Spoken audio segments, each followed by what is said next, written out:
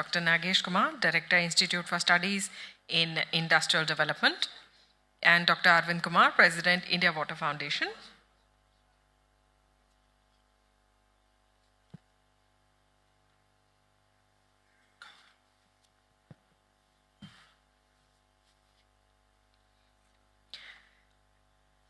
A brief introduction to the esteemed panelists of this session. Mr. Atul Bagai is former head of UNEP Office India. Previously in his career as a civil servant, Shri Bagai rose to the Director Ozone in MOEFCC, Government of India, before joining UNEP in 2000. He has worked in various senior positions in the states of Uttar Pradesh and the central government. Professor Nagesh Kumar is Director, Institute for Studies in Industrial Development, New Delhi. He is a distinguished economist and a policy expert, currently serving as the Director of Institute for Studies in Industrial Development. Dr. Arvind Kumar is a strategist and a key influencer in development sector with more than 30 plus years of experience as an author, a columnist, water and human rights proactivist, and he also specializes in ecosystem-based adaptation, water, energy, food nexus with specific emphasis on transversality approach of interlinkages between water, environment and SDGs.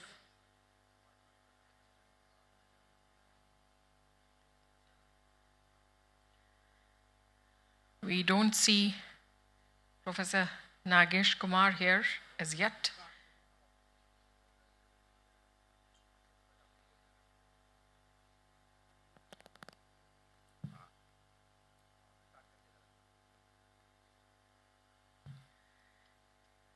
While we are waiting for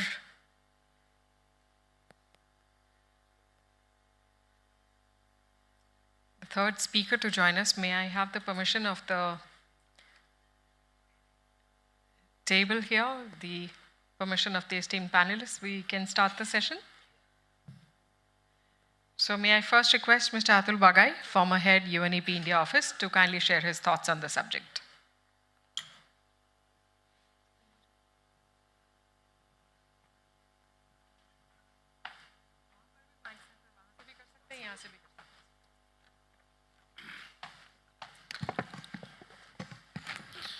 Good afternoon. सर्वप्रथम मैं doctor Arvind का शुक्रिया अदा करना चाहूँगा कि उन्होंने मुझे रिटायरमेंट के बाद आमंत्रित किया।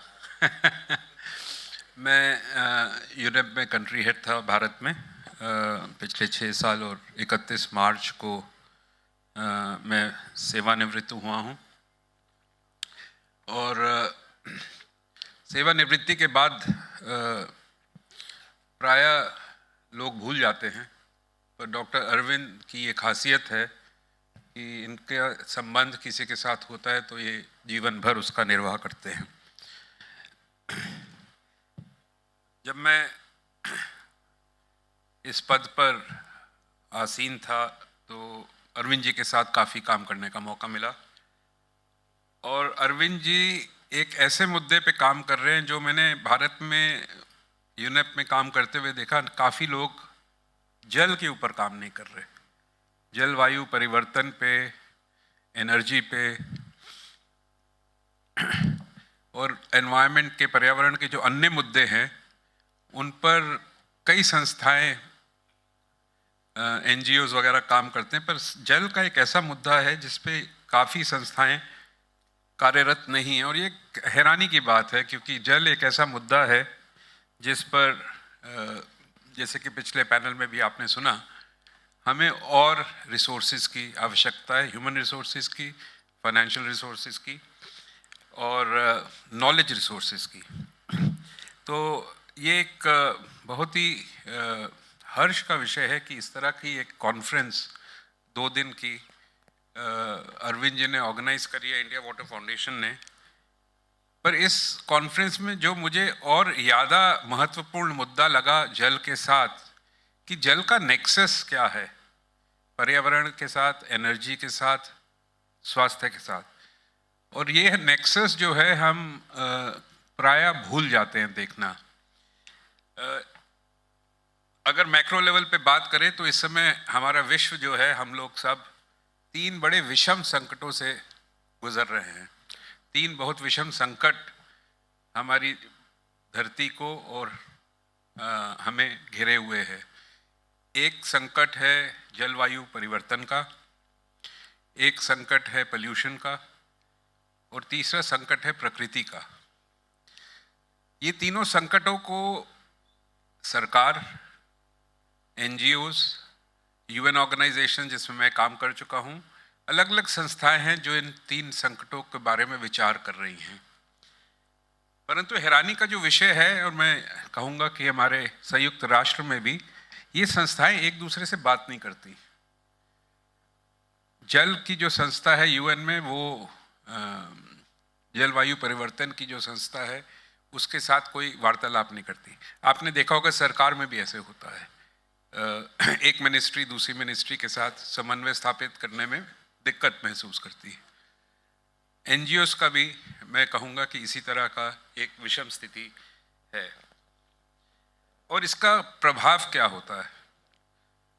इस महीने में 3 बहुत महत्वपूर्ण कॉन्फ्रेंस ऑफ पार्टीज आयोजित हुए हैं। एक तो अभी चल रही है डेजर्टिफिकेशन के ऊपर।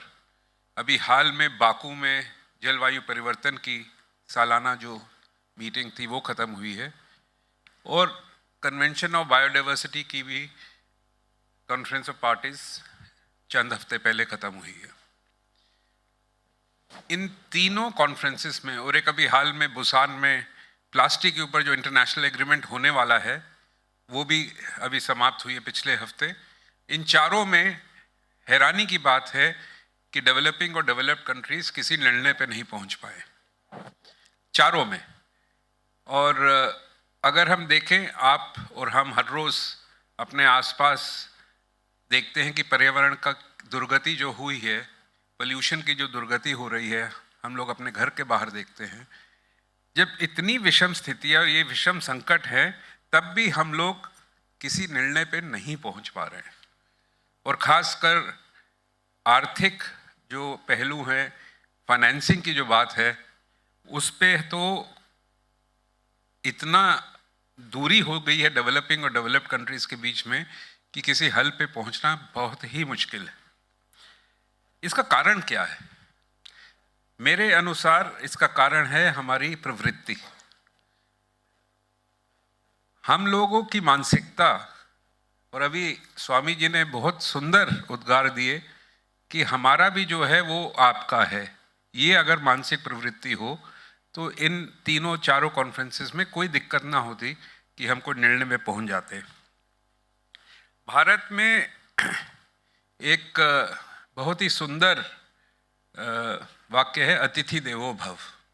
हम हमारे घर पे जो अतिथि आते हैं उसको भगवान के स्वरूप मानते हैं, और ये एक हमारी संस्कृति है, हमारे अंदर ये इनग्रेन्ड है। अगर हम इसको थोड़ा और आगे करें, और पिछले वक्ता ने, मिश्रा जी ने भी कहा, नवनीत सहगल साहब ने, कि नदी को हम माँ की तरह मानते हैं। अगर हम प्रकृति को भी उसी दृष्टि से देखें जैसे हम अतिथि को देखते हैं, अगर प्रकृति देवो भव की मानसिकता हमारे अंदर आ जाए, तो मैं नहीं समझता कि कोई भी विषम स्थिति का सामना हम आसानी से कर सकेंगे। तो मैं चाहता हूं कि एक मैसेज ज़रूर देना इस कॉन्फ्रेंस में कि हमें अपनी मानसिकता को बदलना पड़ेगा, हमें प्रकृति को देवता की तरह मानना पड़ेगा। और अगर यह करने में हम संभव हो गए, अगर प्रकृति देवो भव की मानसिकता हम आत्मसात कर ले, तो मैं नहीं समझता कि पर्यावरण के साथ जो दुर्गति हो रही है वो चलती रहेगी। मैं फिर से डॉक्टर अरविंद जी का धन्यवाद दूंगा कि उन्होंने मुझे आमंत्रित किया, और ये जो इतनी अच्छी डिस्कशंस हो रही है इसका ज़रूर लाभ हम सबको मिलेगा। धन्यवाद।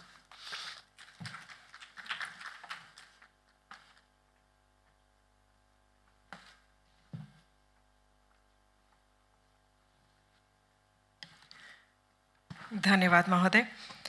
And now I take the pleasure of requesting Dr. Arvind Kumar to kindly share his thoughts on this subject. Well, good afternoon, everyone. Sri Atul Bagai ji and Mr. Nagesh ji is also coming soon. So I am telling you in another way, We are at a critical intersection of water, energy, and environmental sustainability. At a time when the world faces unprecedented challenges from climate change, resource depletion, and ecological degradation, our collective responsibility to harmonize these key sectors has never been greater. Water, energy are the lifeblood of the development, but they are also deeply interconnected with environment which is impacted by unsustainable consumption of these resources. Addressing them in isolation risks creating unintended consequences that enhance environmental pressures. This nexus is particularly significant for a country like ours, where the interplay between sustainable development and resource management is fundamental to secure a resilient future for both people and planet. Water is essential for energy production, whether for hydropower, thermal power plant, or emerging technologies like green hydrogen. At the same time, energy is vital for water management, including extinction, treatment, and distribution. However, the environmental cost of the mismanaging this relationship is staggering. Globally, water scarcity affects over 2 billion people, and energy production accounts for roughly 10% of the total water withdrawal. India, home to 80% of the world's population, but only 4% of its water resources faces an acute challenge. Our agriculture sector, which rely on water-intensive crops, and our rapidly growing energy demands must coexist within the boundaries of sustainability. Energy production, particularly thermal power generation, is heavily water dependent. Power plants often compete with agriculture and drinking water for limited freshwater resources. Additionally, erratic rainfall pattern due to climate change has impacted hydropower potential, and depleting groundwater level threaten our water security. Conversely, energy inefficiencies in water management, from overpumping for irrigation to energy intensive desalination, further strain our resources. So without integrated policy and a technological innovation, the risk of cascading environmental and economic crisis looms large. The path forward lies in building synergy between water energy systems through innovation, policies, and partnerships. So let me outline a three-pillar strategy that align with our national priorities and global commitments. We have to prioritize renewable energy and water-smart strategies. Already remarkable progress in renewable energy, particularly solar, wind, is being seen. However, these advances must align with water sustainability. Solar and wind energy often offer a significant advantage. They are low water intensive compared to thermal power. Scaling these technologies in water-stressed regions can decouple energy and growth from water consumption. Moreover, investing in floating solar farms on reservoirs can address land use concern while reducing evaporation rates. By adopting energy efficient waste water treatment technologies and reusing treated water for industrial and agriculture purposes, we can close the loop between water and energy use. Such initiatives not only conserve resources but also generate green jobs, supporting both environmental and economic goals. Green hydrogen and circular economies represent a transformative opportunity.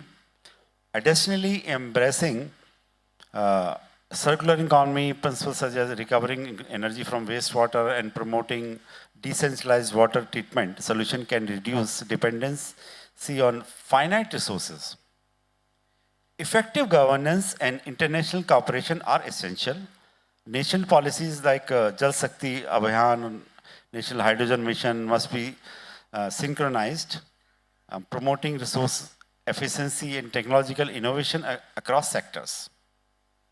Similarly, partnerships between government and private enterprises and research institutions can accelerate progress by pooling resources and expertise.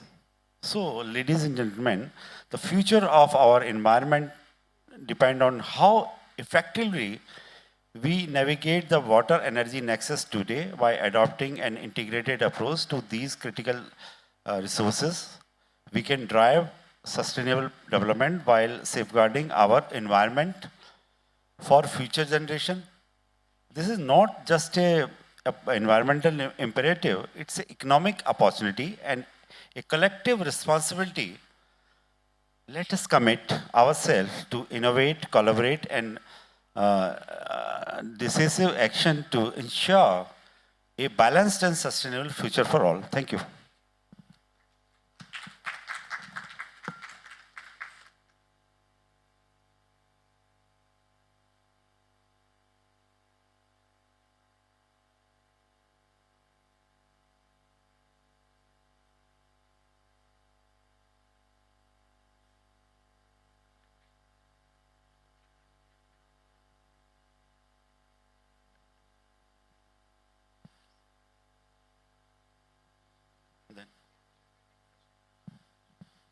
So move to the next session, I think. Thank you, sir. We are not able to receive the third speaker since he is already engaged in a parallel session. So maybe, but we now have to conclude this session. May I take the opportunity of requesting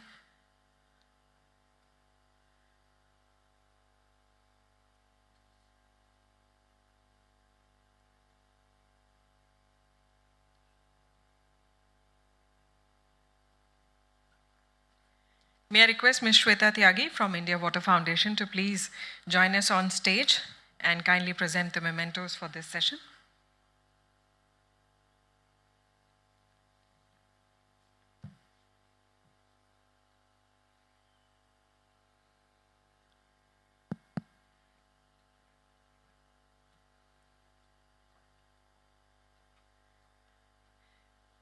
We thank Mr. Atul Bagai. Thank you, sir.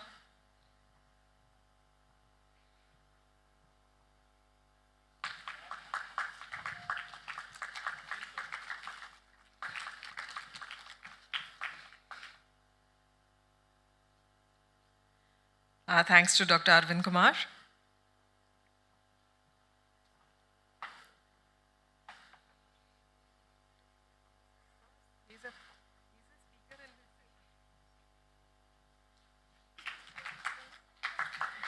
See, he's not representing himself. He's a speaker of this session. So felicitations to him.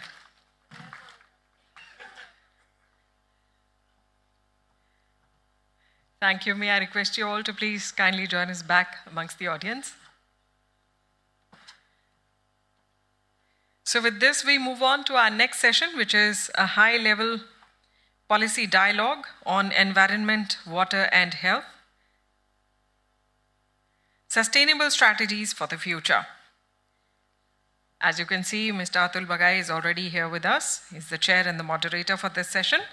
And for this session, we shall also be joined by Mr. Vinod Mishra, Country Manager, UN Ops, Mr.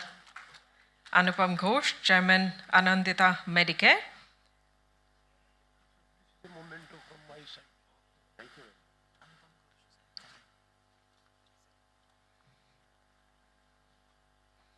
We are also being joined by Mr. Shawahik Siddiqui, Advocate Supreme Court, founding partner, Indian Environment Law Organization.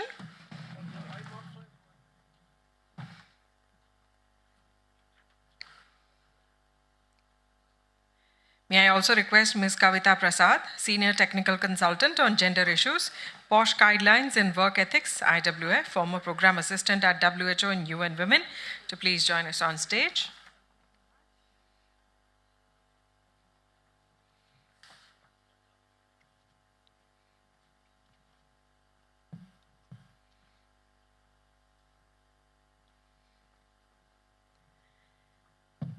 Before I hand it over to the esteemed chair and moderator, a brief introduction to all the esteemed panelists.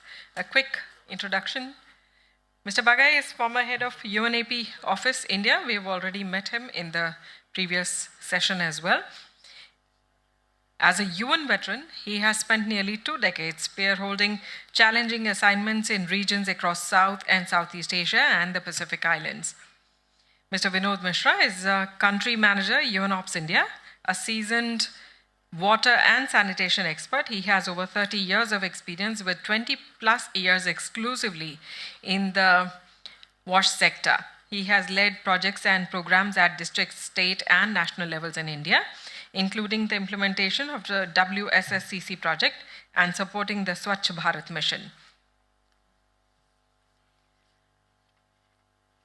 Mr. Shamahik Siddiqui is founding partner, Indian Environment Law Organization.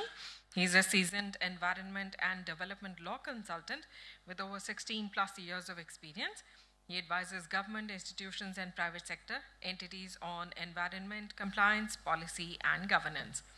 Ms. Kavita Prasad is a senior technical consultant, India Water Foundation Associate Director, Kemric Biotech Private Limited. She is former consultant at WHO and program associate at UN Women and assistant UN Women. So a warm welcome to you all once again. I now hand it to the esteemed chair and the moderator for this session. It's over to you, sir. Thank you, and I warmly welcome the panelists, esteemed panelists on this very, very important session. मेरी आवाज़ आ रही है क्या? पर्यावरण, स्वास्थ्य और पानी का जो मेल है, हम उसके ऊपर चर्चा करेंगे और मेरे साथ 3 बहुत ही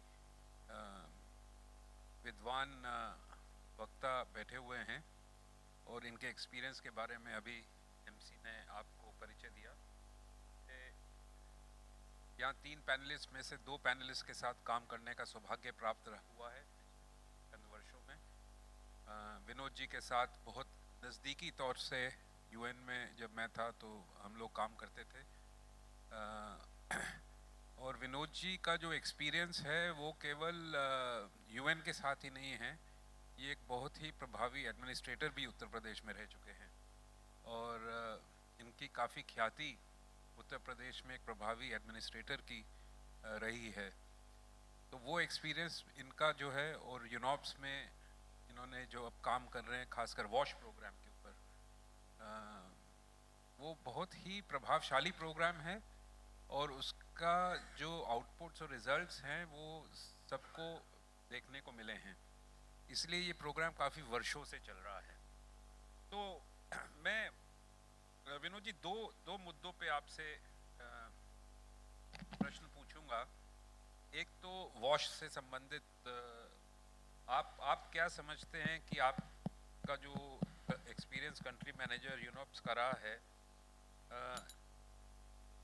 वॉश की जो क्रॉस सेक्टोरल कोलैबोरेशन है, इसकी सक्सेस का क्या कारण रहा है और इसका प्रभाव जो आप ग्राउंड पे देखते हैं, अगर आप जल, स्वास्थ्य और पर्यावरण का जो समावेश है उसकी दृष्टि से हमको कुछ केस स्टडीज़ के माध्यम से बता सकें, on the ground case study से, तो वो मेरे ख्याल से इस समन्वय को बहुत अच्छी तरह उजागर करेगा। So thank you, sir. Good evening, everyone. With the permission of chair, I would like to share some experiences what we have worked in the WASH sector. I am working in WASH sector since 1997, the Swajal project. When sir was mentioning, I was in the actually government, but the Parameswaran Iyer, sir, he was the district magistrate Bijnor. Then he headed a World Bank project called Swajal, and he called me, and then I joined him as a project manager, and I worked in the 5 years in UP and Uttarakhand as a project manager of Swajal project, one of the most successful participatory project on WAS.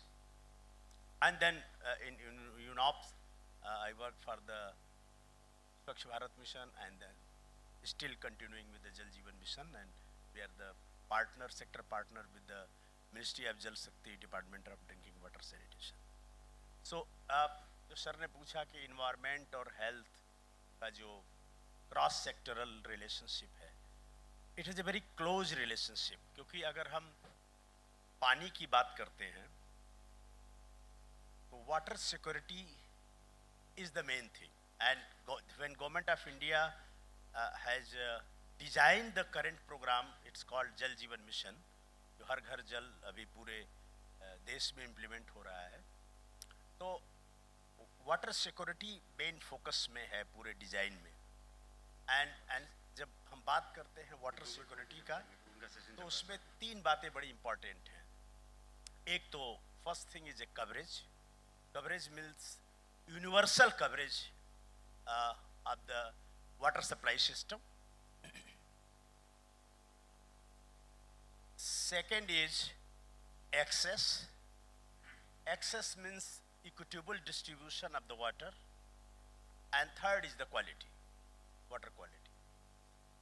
When we are talking about the coverage, coverage means both infrastructure and the availability of the water. If you want to ensure the water security to every citizen in the country, we will have to work on the infrastructure, and for infrastructure we need the finance, innovative financing, and the designing of the program so that the coverage should be universal. और coverage, जब हम बात coverage की करते हैं तो पानी की उपलब्धता होनी चाहिए.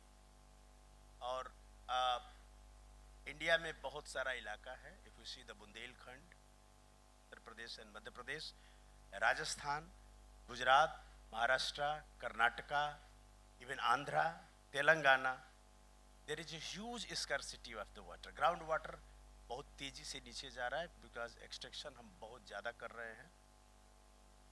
हम शायद चाइना और अमेरिका से भी ज़्यादा पानी धरती से निकाल रहे हैं, लेकिन हम रिचार्ज का कोई सिस्टम बना नहीं पा रहे हैं. जितना ट्रेडिशनल सिस्टम था वो साला हमने डैमेज कर दिया.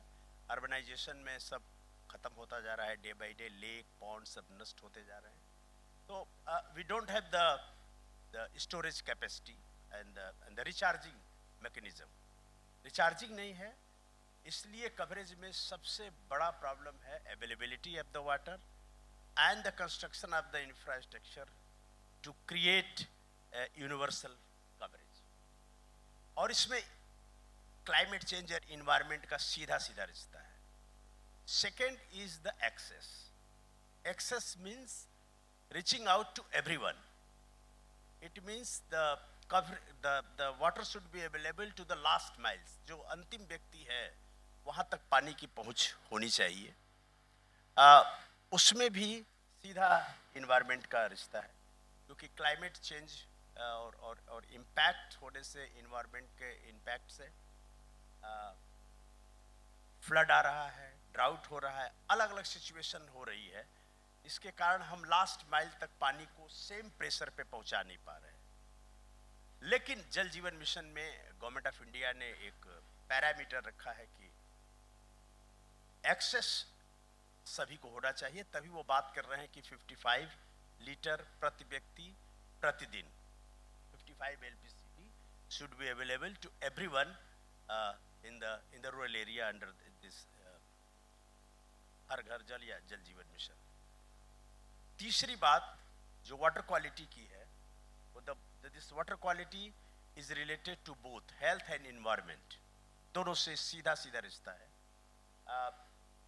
Because of the impact of the environment, we are actually polluting the water source and creating problem. And जब हम बात करते हैं द वाटर कंटामिनेशन का, तो there is a two type of contamination, most of the people you knowing, it's a bacteriological contamination and chemical contamination. Bacteriological contamination, it has a fatal effect on the human being because it creates the disease. It's called diarrhea, dysentery, cholera, hepatitis jaundice and typhoid. और ये कुछ दिन में मौत हो जाती है. These are the fatal disease. Diarrhoea होगा, डिसेंट्री होगी, कॉलरा होगा. अगर इमीडिएट रिलीफ आपको नहीं मिली, डॉक्टर नहीं मिला, तो आपकी डेथ पक्की है. तो फेटल डिजीज होता है और ये directly it's happens because of the water contamination, bacteriological contamination. और बैक्टीरियोलॉजिकल कंटामिनेशन क्यों हो रहा है? क्योंकि is direct related to our disposal of the human seat. हम ट्विन पिट बना डाले स्वच्छ भारत मिशन में, हमने सेप्टिक टैंक बना डाले. सेप्टिक टैंक को हर साल we have to desilt the septic tank. वो हम करते नहीं हैं. Result is the shit is directly flowing in the drain and drain going to the river and through river that's coming to back to us in our household. And everybody is not able to install the RO और the water filter. परिणाम है कि हम उससे contamination हो रहा है. तो it directly related to the health. And health का जो एक्सपेंडिचर है, मतलब ये इंडिया का जो सबसे खराब सिचुएशन है, around 30% expenditure on the health and medicine is happening because of the bacteriological contamination. This is a huge matter. If we will able to control the bacteriological contamination, we can save a huge amount. The poor people actually expending on their health. Second is the chemical contamination. Chemical contamination is excess of fluoride, chlorine, iron, but it gives long-term impact. If fluoride is excess in the water, certainly if you are using for more than 10 years, 20 years, 25 years, then that will affect your bone, your teeth, or impact. थोड़ा time लगता है. Fluoride में भी time, chlorine में भी time लगता है, access iron में भी टाइम लगता है. But that is also very very harmful. और अभी तो I can give example sir from Punjab. Punjab after green revolution they use the massive fertilizer in the agriculture, and result is the entire groundwater in Punjab is totally contaminated currently, and that is creating the cancer. There is a cancer train running from Bhatinda to Mumbai, so because of the chemical contamination. So water has direct relationship with the health and human being well-being.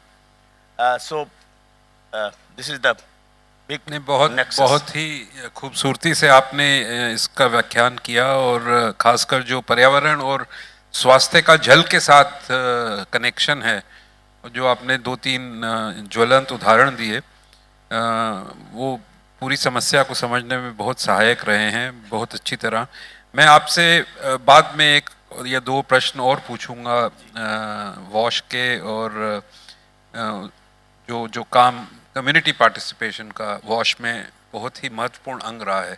पर इस समय मैं अनुरोध करूंगा, नागेश जी हमारे बीच में आ गए हैं, और नागेश जी से मैं अनुरोध करूंगा कि ये जो सेशन का जो पूरा कॉन्टेक्स्ट, हमने प्रश्न पूछना शुरू कर दिया, अरविंद और मैंने कोशिश करी थोड़ा एक कॉन्टेक्स्ट देने की, पर आपसे ज़्यादा कोई विद्वान यहाँ नहीं है जो इसको पूरे परिवेश में डाल सके. तो नागेश जी से मैं अनुरोध करूंगा, आप डायस से बोलना चाहेंगे या बैठ के?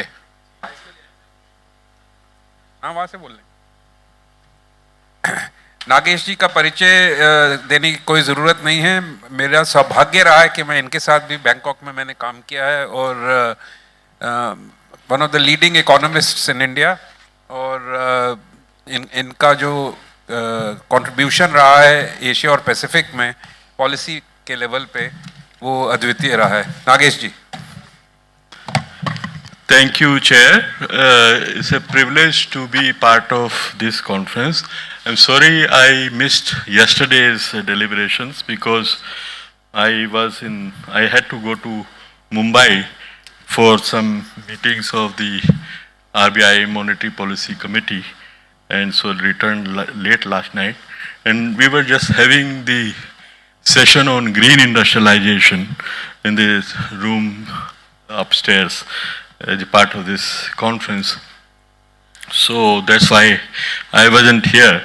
But I want to thank India Water Foundation and my very good friend, Dr. Arvind Kumar, to give me this opportunity to be part of this very important discussion that is going on. And environment, as I heard few things from Dr. Mishra who was speaking, is very critical aspect of our lives, and we need to factor in environment and the way we consume energy, the way we consume water and all other things in our life. So we have this new concept of lifestyle for environment, which was floated by our Prime Minister last year at the G20 summit. I think that is something which we need to embrace and look at all aspects of our consumption and production and behavioral changes. My work at the ISID, the Institute for Studies in Industrial Development, relates to more the manufacturing side, and Mr. Bagai was talking about my work at UNESCAP until 3 years ago where I was. And there, of course, we were very deeply involved in the work on SDGs, the Sustainable Development Goals in Asia Pacific and in particular in South and Southwest Asia. I'm very happy to see the office which I was associated with is a partner in this conference. So we were looking at this cross sectoral dimension of sustainable development agenda then, but now I am more sort of closely working on the industrial side of development, and which relates to SDG 9 in particular, if you are familiar with these 17 goals. And when we talk of industry, and in India's context, our mind goes back to 1960s when we adopted the concept of import substituting industrialization. And for next 3 decades, we were trying to build industry by industry, all different aspects of industrialization, and we built very diversified manufacturing base. But that time, this ecological issue or sustainability principles were not very much a part of the discussion.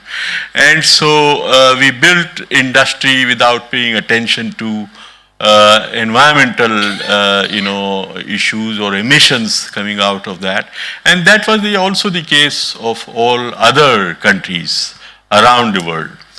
But now, when we try to rebuild the industry, because after 1991 we embraced this globalization and we lost some part of our industries in a process called deindustrialization. So actually what we had developed, part of it came down, or ceased to exist. For instance, in 1980s, we were making computer hardware. But we don't make any now. Now we are trying to revive that industry. So when we are trying to revive industry, the question is that industrialize first and clean up later, which is what developed countries or industrialized countries did, is no more an option. It is to industrialize now with greater sustainability built in it, so that we can grow, we can industrialize and prosper, create good jobs, but also not pollute or not increase the emissions, because carbon constraint has become a very major issue, major factor. India has taken this net zero goal by 2070, but we have so many very ambitious goals by 2030, which include the 50% of our total energy coming from renewable sources. Mr. Bagai used to head the UNEP's India program, and he is very deeply involved in all of these goals. So 50% of energy from renewable sources, 500 gigawatts of renewable energy target, then so many such very ambitious targets by 2030, which mean we need to work very hard to achieve these goals and deploy solar, wind, and green hydrogen, all of these new technologies very, very ambitiously, very, very aggressively. And that means we need to produce them here. Today 81% of solar power equipment is made in China. Just one country produces 81% of all solar power equipment. So for rest of the world, if they want to very quickly deploy the renewable energy equipment, we need to produce it here, especially for a country of India's size. So that is where the attention is.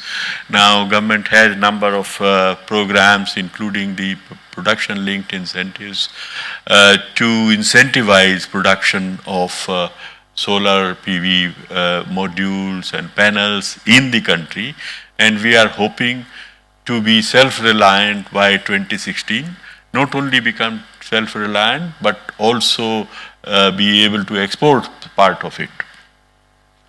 So like that, this green industrial strategy has created many opportunities for India, not just in solar power but wind energy, green hydrogen. In this panel that we have organized, they are talking about how green hydrogen is new oil. It could be powering all different industries, and it could help some conventional industries like steel, by replacing the feedstock. The coal could be replaced by green hydrogen, making green steel, fertilizer, refineries. So all of these, some very highly emission intensive industries could be transformed by using green hydrogen. So green hydrogen economy and how to bring the cost of production of green hydrogen is a major challenge, but it is also a big opportunity for a country like India. If we are able to harness green energy, green hydrogen-based processes and energy, it could drive our transportation, it could help to clean up our polluting industries, and it could become a new source of clean energy. So there are many, many opportunities which have been presented by this green industrial transformation. But for developing countries like India, it's not going to be very easy that all of these are there, we embrace them and develop with them. We will need a lot of resources, not only financial resources. And in Baku, just previous week, there was a very heavy debate, big debate between developed and developing countries on climate finance.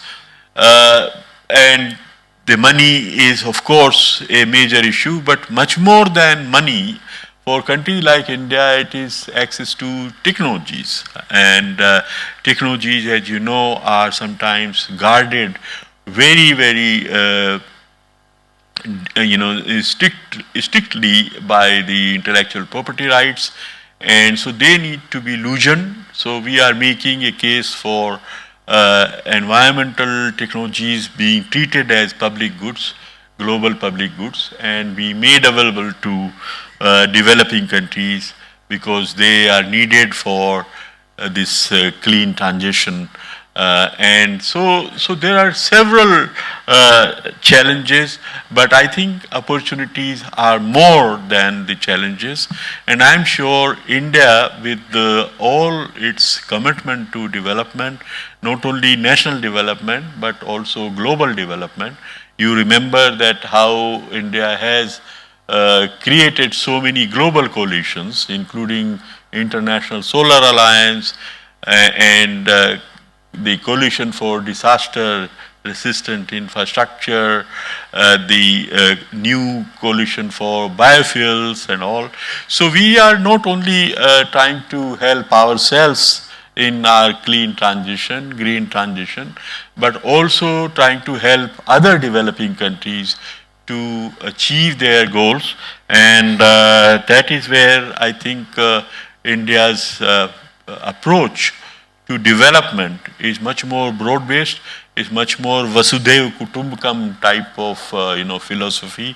We are driven by that we develop, but we also help other developing countries move forward, become prosperous nations, and have the fruits of prosperity becoming available to every one of them.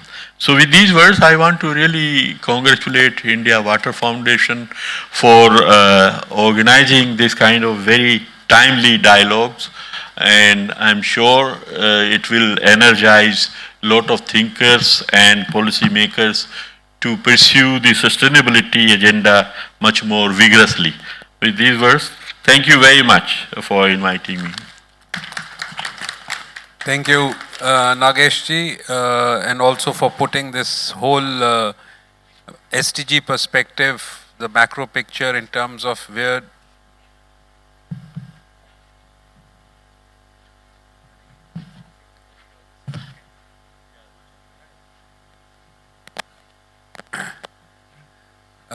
thanks a lot for that perspective, and we are very thankful for the insights that have come. Thank you, Nagesh.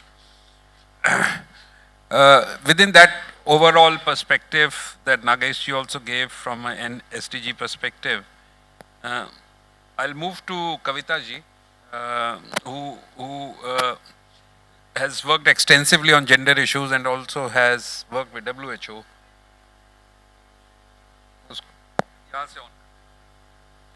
Hello. Yes, with WHO, UNESCAP, and UN Women. So, Kavita, I wanted to ask you within this perspective of the nexus between health, environment and water, और आपने gender issues पे बहुत काम किया है कि महिला ये जो क्रॉस सेक्टोरल कोलैबोरेशन इन तीन सेक्टर्स का है उसका इम्पैक्ट महिला पे सबसे ज़्यादा पड़ता है और महिला इस नेक्सस में क्या योगदान कर सकती है अगर आप अपने एक्सपीरियंस से और कुछ एक दो केस स्टडीज से कुछ हमें बता पाएं.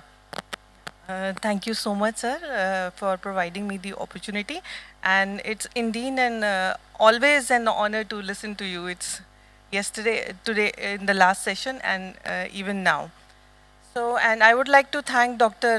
Arvind and Ms. Shweta as well for structuring this beautiful conclave, because this is really, as everybody is saying the same thing, this conclave, this conference is the need of an hour. The tagline, the logo is appropriate. Being a social scientist, it is my job, it is my responsibility to provide the most simple solution. And if I see this nexus, water, energy, environment, they are the basic three pillars that are essential for our life, for growth and harmony, peace.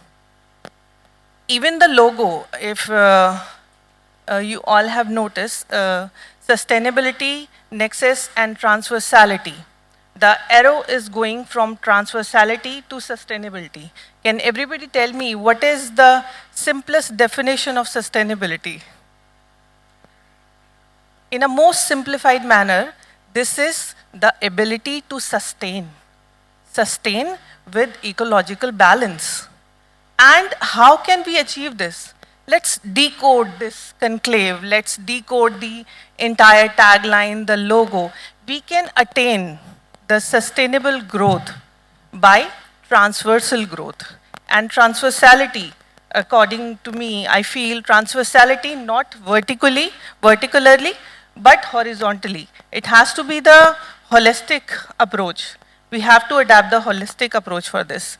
And of course, if we are looking for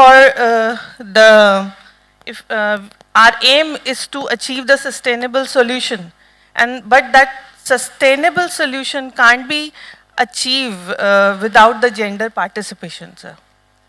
Why?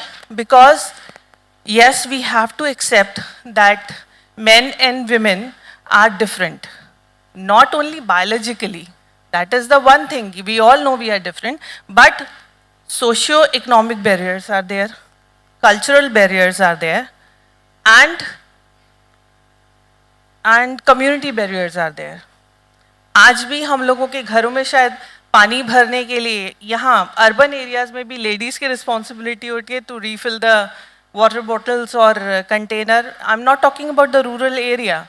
That is the extreme case.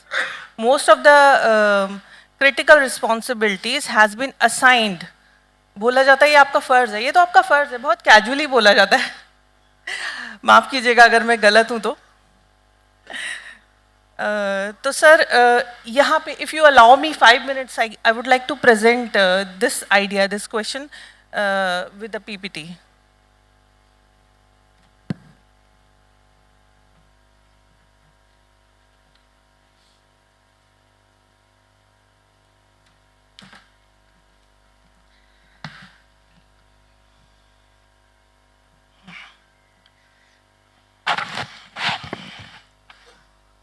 So we are here to discuss the nexus, the water, energy and environmental nexus.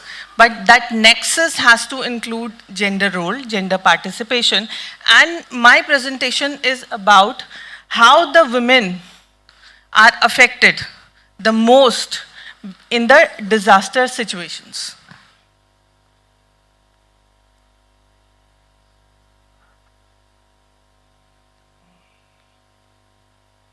Sorry. Is it? Okay. As I said, women are disproportionately affected by the natural disaster due to socio-economical, cultural, and systematical inequalities. Let's first talk about the gender-specific barrier.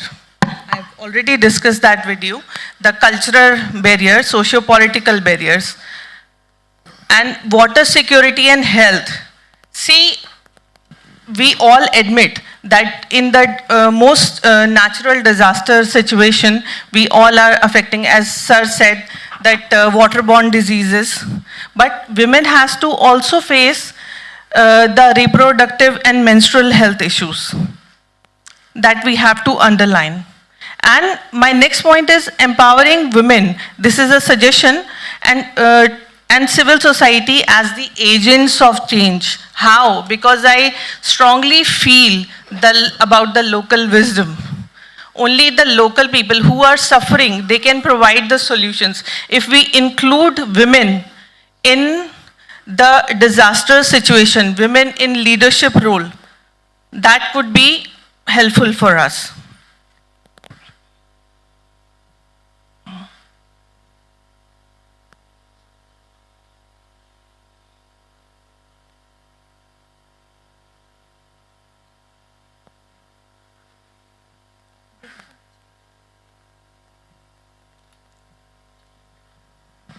Okay.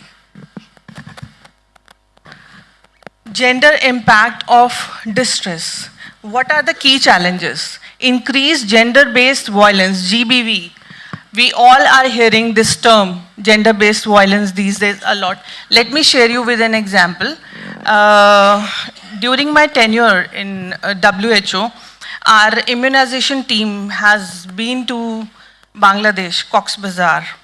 And it is very painful to share that they admit they witnessed the brutality. There were 16,000 women who were pregnant. And they were pregnant because they were raped. Because there was sexual assault in those camps, in those Rohingya camps. So we cannot ignore this issue on the gender perspective. And women has the limited access to healthcare and reproductive health services. We all know the Maji case, Jitanam Maji case in Bihar, that his wife, she died because she was giving birth, during giving birth. Anyways. The next is economical vulnerability due to loss of livelihood and particularity in the agriculture and informal sectors. Women are vulnerable. Okay, let's talk about water insecurity and health. As I said, waterborne diseases. In the most disastrous situation, we have to survive in the contaminated water resources nearby, and that will lead to the diseases, not only cholera, dysenteries, but including hepatitis B, and reproductive health issues are also there. Sexual assault, we have to face the gender-based violence in those camps during the disastrous situation. Now, this is the role of society, how we can lead ahead. We can lead by community engagement, we can lead by advocacy, and we can lead by capacity building. Women as a change of agents, yes. I advocate women to organize food distribution. I want them to include in the stakeholder partnership to build the smart solutions. Knowledge transfers, women-led groups acquire skills and share them with other communities during crisis. These are the few policy recommendations, sir. My idea for this conference is to introduce the policy integration. As sir has also said कि हम लोग मिलके काम नहीं करते, दो department, दो UN organizations मिलके काम नहीं करते. हमारे देश में we have a wonderful policy structure, but the problem again here is to implement those policies. And if we can connect gender with water and environmental and health policies, we can achieve sustainable growth in a more faster way. I propose gender responsive disaster management, and we can integrate gender in health. We can support women-led initiatives by providing them financial support, technical support. I strongly ask women to work in STEM and work for the leadership roles. We can strengthen the legal framework as we have the expert in international law. He might propose some ideas that where we can align gender within a legal framework. These are the international organizations who are working closely for this. UN Women, of course, they have a very beautiful, the Women Resilience Disaster Program, WRD, but that is working in the Pacific region, not in the Asia and Southern region. And the objective of that program is to adopt gender-responsive decision-making and governance system. Of course, UNDRR, UNOPS, and UNESCAP, WHO, they work with government to integrate the policy implementation. We have the civil society, we have NGOs to work with. What is the conclusion of this presentation? What is the conclusion of fetching out time? This is high time. This is the time to call to action for the future. For sustainable future, we have to recognize women as a critical stakeholder, and especially in disaster management. We should develop gender-sensitive policies to reduce vulnerabilities and enhance resilience. We can build a resilient communities by empowering women. By adopting the Nexus approach, we definitely work with women to protect, secure, and improve the policies and outcome. And yes, this is my favorite slide. Here, this is my humble request to all, to my lovely audience who are sitting here and who is watching us online. Please, human being, we are living in the era where human beings are feeling themselves as if they are dominating the ecological system. We are not dominant one. We are one of them. We are one in the biodiversity. So let's work together and build a resilient, equitable, and sustainable future.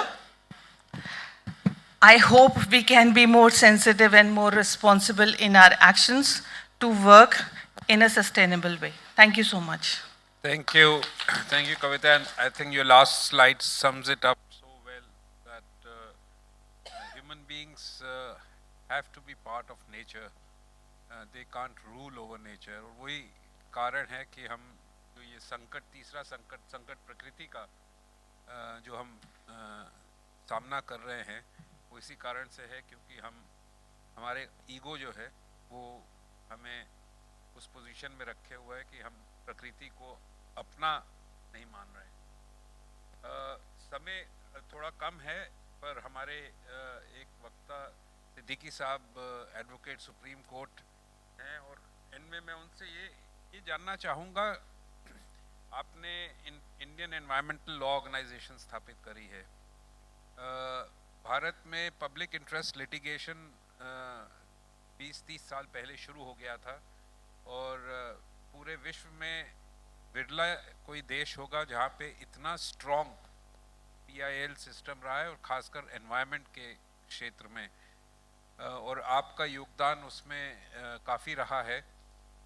मैं जानना चाह रहा था कि कोई आप एक या दो ऐसे प्रभावी केसेस के बारे में बता सकते हैं जिसमें लिटिगेंट्स ने जल और स्वास्थ्य के नेक्सस को और पर्यावरण के नेक्सस को उजागर किया, कि वो आपके सुप्रीम कोर्ट के सामने लाए कि भाई ये एक समस्या हम इस फला फैक्ट्री में या फला क्षेत्र में या फला स्टेट में देख रहे हैं, जहाँ पे जल दूषित हो रहा है और उससे स्वास्थ्य जो है आसपास के रहने वाली कम्युनिटीज़ का बिगड़ता जा रहा है और पर्यावरण दूषित हो रहा है। और उस केस में मतलब आप लोगों का क्या स्टैंड था और क्या सुप्रीम कोर्ट का निर्णय रहा? धन्यवाद चेयर। आप में से कुछ लोगों ने मुझे सुबह से सुना होगा कई सेशंस में। Kindly bear with me for couple of more minutes. So I'm here by default, but I'll not take much time, as you said, the time is less. मूलतः बात यह है कि संवैधानिक दृष्टि से right to life includes right to environment, और दिलचस्प बात यह है कि ये बात संविधान से नहीं आई, it's a court given right. मैं जब ब्यूरोक्रेटिक ट्रेनिंग्स में जाता हूँ हाइड्रोक्रेट्स के साथ या IGNFA फॉरेस्टर्स को ट्रेन करने, तो अक्सर मैं उनसे पूछता हूँ संविधान की कौन सी सूची में पर्यावरण विदित है। 3 सूचियाँ हैं, 3 में से किस में है? तो लोग अपने अपने जवाब देते हैं। सवाल यह है कि क्या है पर्यावरण सूची में, पर्यावरण किसी भी सूची में है भी या नहीं है? जवाब यह है कि नहीं है, ना क्लाइमेट चेंज है। उसके कंपोनेंट्स हैं, वाटर स्टेट के पास है, फॉरेस्ट और वाइल्ड लाइफ कंकरेंट सब्जेक्ट है, etc. Now court has expanded this entire concept of right to life into a mini constitution on environment. So there is a catena of judgments. मैं एक आध की मैं क्या बात करूं, मैं 2-3 उदाहरण जल्दी से आपको दे देता हूं. एक बड़ा दिलचस्प अंडररेटेड केस हुआ था Subhash Kumar versus state of Bihar 1996 में, जिसमें फैसला ये आया कि right to drinking water is part of fundamental right. अब ड्रिंकिंग वाटर के आयाम कितने हैं हम सब जानते हैं. सबको पाइप्ड वाटर नहीं मिलता और वो अभी एक प्रयास शुरू हुआ है भारत में, लेकिन सबके अपने अपने सोर्स हैं. गांव में अपना कुआं है, तालाब है, पोखर है, कोई सीधे नदी से लेता है. तो drinking water right to life तो है, लेकिन अगर वही ड्रिंकिंग वाटर कंटेमिनेटेड है तो वो लाइफ के लिए हैजार्ड बन जाएगा. So that is one case जहाँ पे ड्रिंकिंग वाटर, हेल्थ और राइट टू लाइफ के पूरे एक आयाम को सुप्रीम कोर्ट ने बड़े व्यापक रूप से उसकी चर्चा करी. और आज राइट टू वाटर जो है वो कहीं ना कहीं किसी तरीके से सरकारें कोशिश करती हैं कि सरकार का पैसा लगा के टैंकर से पानी पहुंचाओ. उसका बड़ा व्यापक इम्पैक्ट हुआ उस केस का. The second case, we were not involve in 1996. The second case is, अभी माननीय राष्ट्रीय हरित प्राधिकरण ने एक सुओ मोटो केस लिया था. जैकब कोशी का केस है जहाँ पे आया था more river stretches are polluted than ever. वहाँ पे सारे राज्यों से कहा गया था कि आप अपने अपने स्टेट्स में जो रिवर की स्थिति है उसको बताइए. उसमें हमने गुजरात और महाराष्ट्र के कुछ IAS फाइल किए थे जहाँ पे हमने मार्जिनलाइज रिवर की बात करी थी. सो आवर पॉइंट वाज कि इंडिया में पानी और रिवर डिस्कनेक्टेड है. नंबर 1, हम सिर्फ पानी को देख रहे हैं, रिवर इकोसिस्टम या उसकी हेल्थ को नहीं देख रहे हैं. पानी को सिर्फ कहाँ ले जाना है, कैसे सप्लाई करना है और कहाँ पहुँचाना है और कितना पानी किसको जाएगा. So the inter state allocation and inter sectoral allocation and industry versus agriculture and so on and so forth. I mean these are not legalese that I am talking about. This is just a dynamics that plays around water sector. तो उसमें हम लोगों ने ये 3 बातें रखी थी कि एक तो ये है कि पानी को इकोसिस्टम से डिसजंक्ट कर रखा है. दूसरा ये कि सारा फोकस बड़ी नदियों और बड़े वाटर रिसोर्स प्रोजेक्ट्स पे है. तो बड़ी परियोजनाएं आती हैं, पानी का स्थानांतरण होता है यहाँ से वहाँ, और वाटर रिसोर्स डेवलपमेंट स्ट्रेटजी और water policy in India by and large has been irrigation development strategy. सारा पानी खेती की तरफ जा रहा है. अब उसका इम्पैक्ट हेल्थ पे बड़ा व्यापक है और हमारे अपने निजी जीवन पे है. तो जब पानी यहाँ से वहाँ स्थानांतरण होगा, नदी की हेल्थ खराब होगी, पानी का भी जो स्टैंडर्ड है वो गिरेगा, और इसके बाद फिर आप स्ट्रगल कर रहे होंगे किसको कहाँ कितना पानी पहुँचाना है. Someone will have it, someone will not have it, and you use various sources of water for drinking and etcetera etcetera. It will squarely impact your health. Go to Gangaram gastroenterology department, you will get the answers कि दिल्ली की 17,000 colony में किस colony से लोग ज़्यादा आते हैं gastro की प्रॉब्लम लेकर के. So it's स्क्वायरली connected issue. तीसरी बात हमने उसमें रखी थी कि जब बड़ी नदियों पे आपने सारा फोकस और परियोजना लगा दी, there is a large chunk of population in India which is directly dependent on small rivers, small streams. Go to Bihar, they have 6,000 streams trickling down from Nepal to Bihar, which are directly used without any filter, without any management. Now these rivers are extremely important for their health to be preserved for the simple reason क्योंकि वहाँ कोई किसी किस्म का focus, central water commission, SPCB, CBCB वहाँ कोई नहीं है देखने के लिए. वहाँ कोई लेकर भी नहीं जाता कि यहाँ पे मानक पूरे हो रहे हैं या नहीं हो रहे हैं. So in that case, the Jacob Koshi case, the intervention that was made was that let the focus be on what are called marginalized rivers, smaller rivers. When this health of the smaller rivers, I'll just stop for a moment. When the health of the smaller rivers is taken care of, I think right to water and right to health of a large chunk of rural population can be taken care of. So those are the 2 glaring cases that I can talk of, and there are hundreds of cases that one can think of at the moment which are filed as PILs, and Supreme Court has given fantastic decisions, and High Courts have also given very favorable decisions when it comes to environment and water. Ji sir.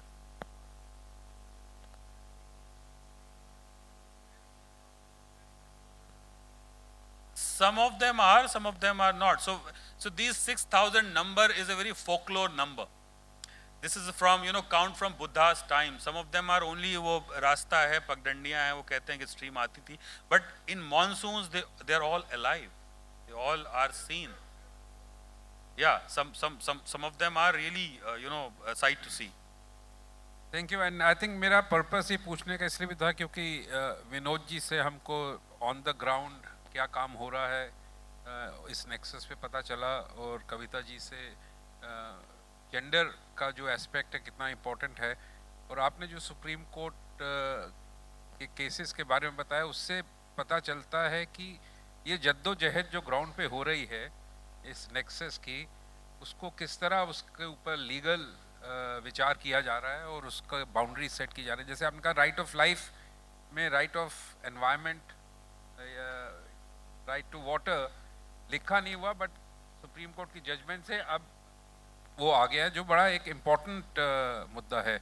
मैं ये भी देख रहा हूँ समय बहुत कम है, और मैं अपने मित्र को देख रहा हूँ जो अगला सेशन चेयर करेंगे, यूपी सिंह साहब, सचिव जल शक्ति और सचिव टेक्सटाइल्स रह चुके हैं, और जो आपने आखिरी मुद्दा उठाया वो उसके ऊपर उनका जो नॉलेज है वो it's a huge ocean of knowledge he has on water issues, and I don't want to deprive the audience here of the valuable knowledge he will bring on the table. So I will give 5 minutes for any questions from the panelists, and then I'll close the session. अगर कोई प्रश्न हो। जी हाँ, mic वहाँ पे देंगे। आप बताइए, अपना नाम भी बताएंगे और किस पैनलिस्ट से प्रश्न है वो भी बताइए। I'm Dr. Javed Alam Khan, and I am running an organization called Institute of Policy Studies and Advocacy. My question goes to Mishra ji. We are often talks about the convergence, and the discussion is started with this issue actually. And I worked a lot on public finance and policies, and for my research I met several bureaucrats and people in Gram Panchayats and many stakeholders. And even when we talk about like in Niti Aayog, so they will blame to the state government. If you talk the state government, they will blame the local governments. And I have passed around 20 years listening these. So is there any solution to have a strong convergence? Just it's a difficult question, but I would like to hear from you. I mean, there is no any direct solution, but certainly the water is a state subject. So, I mean, Government of India is providing the policy support and financial support, but actually implementation is in the hand of state government, and like us, we are as a partner, we are supporting. And Panchayat and ULB, they are the actually main stakeholders, those who are implementing. So certainly there is a convergence in terms of the policy. If you see the guideline, the manual of the Jal Jeevan Mission, so there is a clear-cut role and responsibility as given to Panchayat and the district level DWHM and the state level SWHM, and they are supporting each other, and even the Panchayat Raj, Ministry of Panchayati Raj and Rural Development, and even the health. So even many states, they have the PhD, Public Health Engineering Department. So they are directly connected with the health, Ministry of Health and Department of Health, and the Rural Development and Panchayati Raj. So at policy level there is a so but implementation level there is certainly gap.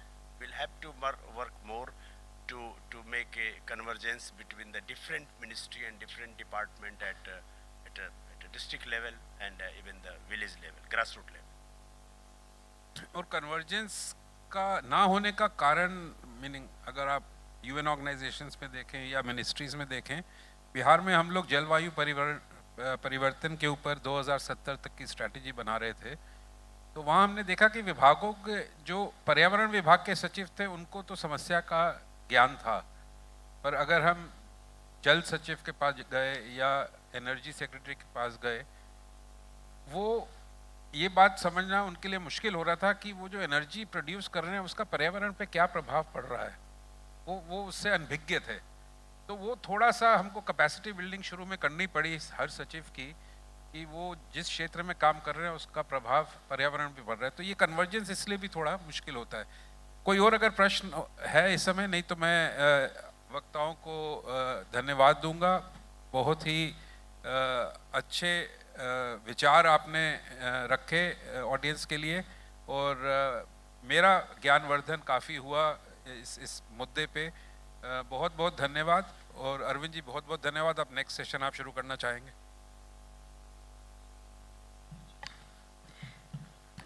Thank you, sir.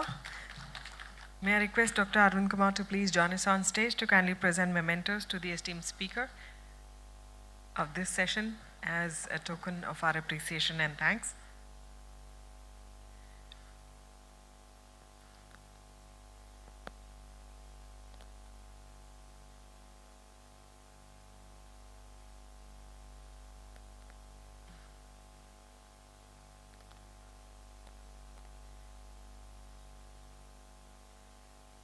We thank Shri Atul Bagai, Chair and Moderator, former Head, UNEP India Office.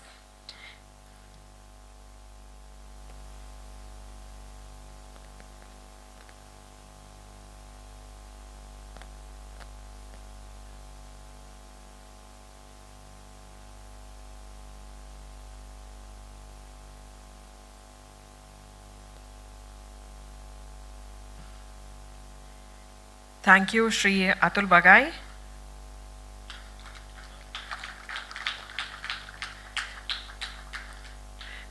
Our thanks to Mr. Vinod Mishra.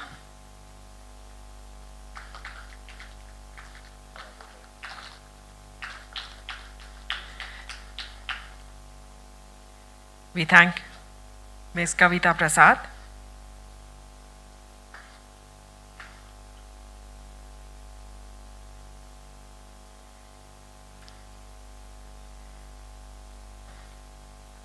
Our heartfelt thanks to Mr. Shawahik Siddiqui. Check.